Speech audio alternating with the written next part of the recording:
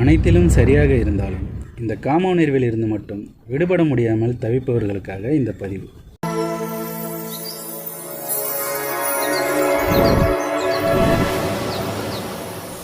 அதீத காம இச்சையின் பரிசாக தொழுநோயை பெற்று பிற பெண்கள் பார்க்க முடியாத அளவிற்கு ஆன பிறகும் அருணகிரிநாதரின் காம இச்சை கட்டுப்படாமல் இருந்தது. அருணகிரிநாதருக்காக கடைசி வரை திருமணம் கூட செய்து கொள்ளாமல் அவரை பார்த்து கொண்டிருந்த அவரின் அக்கா தன் தம்பி படும் துன்பத்தை பார்த்து மனவேதனையில் ஒரு வார்த்தை கூறினார்.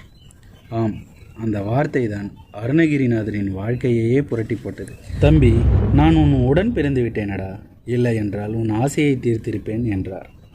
அந்த வார்த்தையை கேட்டவுடன் ஐயோ, எவ்வளவு பெரிய தவறை செய்துவிட்டேன் என்று மனம் வருந்தி அருணகிரிநாதர் தற்கொலை செய்ய முயன்றார்.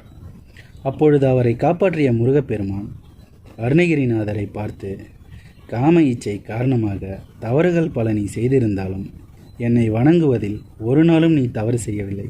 எனவேதான் உன்னை கைவிடாமல் இருக்கவே உனக்கு தொழுநோயை கொடுத்து நீ செய்த தவறுகளுக்காக வருந்தி அதற்காக தண்டனையை பெறும் மனநிலை வரும் வரை காத்திருந்தேன் என்று கூறி அருணகிரிநாதருக்கு ஞானத்தை அருளை செய்தார். ஆம், எவர் ஒருவர் தன் இஷ்ட தெய்வத்தை வழிபட்டு கொண்டு இருக்கிறாரோ அவர் செய்யும் சிறு தவறுகளுக்கும் தண்டனை உடனே கிடைக்கும்.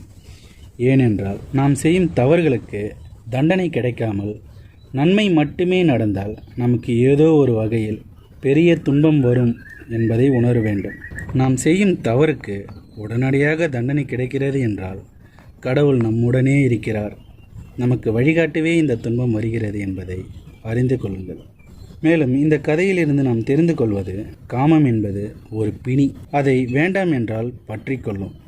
இப்பொழுது வேண்டாம் என்று தள்ளி போடுங்கள். ஈசனை நினைத்து அடுத்த காரியத்தில் இருங்குங்கள். மனம் ஒரு குழந்தை, எதில் பேரின்பம் என்பதை உணர்ந்து உங்களை உயர்த்தும். நன்றி.